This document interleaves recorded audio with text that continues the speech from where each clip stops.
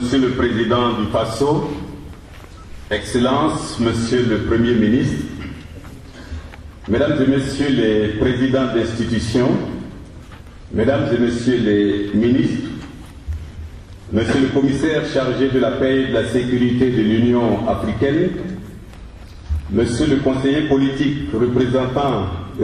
spécial du secrétaire général des Nations Unies en Afrique de l'Ouest, Mesdames et Messieurs les chefs de délégation, Excellences, Mesdames et Messieurs les ambassadeurs et membres du corps diplomatique, autorités militaires et paramilitaires, Mesdames et Messieurs les représentants des forces vives, autorités coutumières et religieuses, Mesdames et Messieurs les représentants des médias, distingués invités, Mesdames et Messieurs, l'honneur m'échoit à nouveau de m'adresser à vous à l'occasion de la deuxième réunion du groupe international de suivi et d'accompagnement à la transition au Burkina Faso et de vous souhaiter à tous,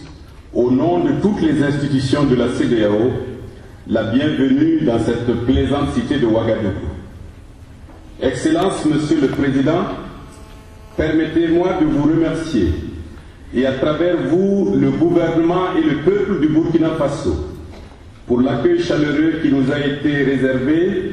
depuis notre arrivée dans votre beau pays et pour les excellentes facilités mises à notre disposition. Je voudrais en outre vous dire, Monsieur le Président, à quel point la CEDEAO apprécie les efforts que vous ne cessez de déployer pour le succès de la transition que vous conduisez avec sagesse. La paix et la stabilité du Burkina Faso sont essentielles pour la sécurité de notre région,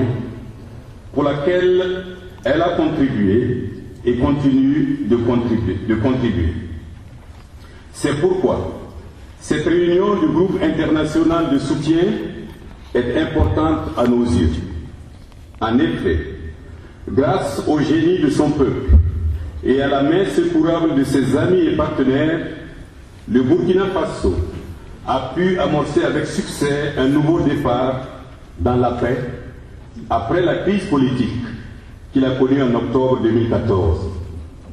Mais face aux nombreux défis inhérents à de telles situations, il importe de tout mettre en œuvre pour maintenir le cap tout en préservant les acquis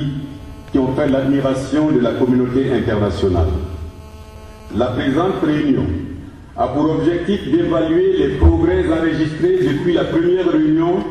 tenue le 13 janvier 2015, d'analyser les défis et d'apporter des solutions pour surmonter les écueils constatés. Excellences, Mesdames et Messieurs, depuis la rencontre du 13 janvier, la communauté internationale a suivi avec attention l'évolution de la situation au Burkina Faso. Si elle a pu le faire, c'est grâce à l'ouverture et à la diligence des autorités du Burkina et des acteurs de la transition, à qui nous adressons nos sincères remerciements. Ces remerciements vont en particulier au Premier ministre et à son gouvernement, non seulement pour les présentations faites lors de la précédente réunion, mais encore pour la prise de mesures permettant de parachever l'architecture de la transition. Je veux parler de la mise en place de la Commission de la réconciliation nationale et des réformes, dont le rôle est crucial pour le succès de la transition. Permettez-moi de saisir cette occasion pour remercier les coprésidents et les organisations qui les représentent, à savoir les Nations Unies et l'Union africaine, pour l'intérêt soutenu dont ils font montre pour la transition au Burkina Faso et pour leur précieux accompagnement. En particulier, je voudrais exprimer ma gratitude à son Excellence Macky Sall, président de la République du Sénégal et président du groupe régional de contact de la CEDEAO, pour les efforts déployés lors de la visite qu'il a effectuée à Ouagadougou les 15 et 16 janvier dernier et qui ont permis de consolider le consensus national et recentrer les priorités d'action pour la feuille de route de la transition. Je ne saurais bien évidemment oublier dans ces remerciements les envoyés spéciaux et l'ensemble des pays et organisations partenaires pour leur contribution inestimable. Excellences, Mesdames et Messieurs, si nous pouvons nous réjouir à juste titre du fait que la transition a surmonté des obstacles durant les 2 derniers mois, nous devons être conscients que les acquis doivent être consolidés pour permettre de garder le cap sur le but ultime de la transition, l'organisation d'élections libres, transparentes et démocratiques. Pour ce faire, il est indispensable de placer l'intérêt supérieur du pays au-dessus de tout autre intérêt et de respecter à tout moment les principes de l'état de droit, le respect des droits humains et des libertés fondamentales.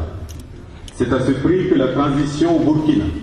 continuera d'inspirer la sympathie et le respect de tous. Je suis convaincu que la sagesse des dirigeants, couplée au soutien des personnes ressources nationales, permettront d'atteindre des résultats pour le succès de la transition qui se mesurera principalement par sa capacité à organiser des élections permettant le libre choix des populations pour élire leurs dirigeants, ce qui est le principe même de la démocratie. Excellences, Mesdames et Messieurs, distingués participants, ce forum est assurément l'occasion de mieux comprendre l'évolution des choses au Burkina Faso, mais aussi celle d'apporter tous les conseils et tous les soutiens nécessaires pour la réussite de la transition. La CEDEAO, pour sa part, sera toujours aux côtés du peuple burkinabé pour lui permettre d'atteindre les objectifs qu'il s'est fixés. J'espère et je souhaite que cette réunion soit le lieu d'échange franc et direct sur tout ce qui touche à la transition et qu'il soit couronné de succès.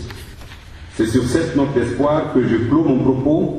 en redisant encore merci à tous et plein succès à notre réunion. Succès à notre réunion. Succès.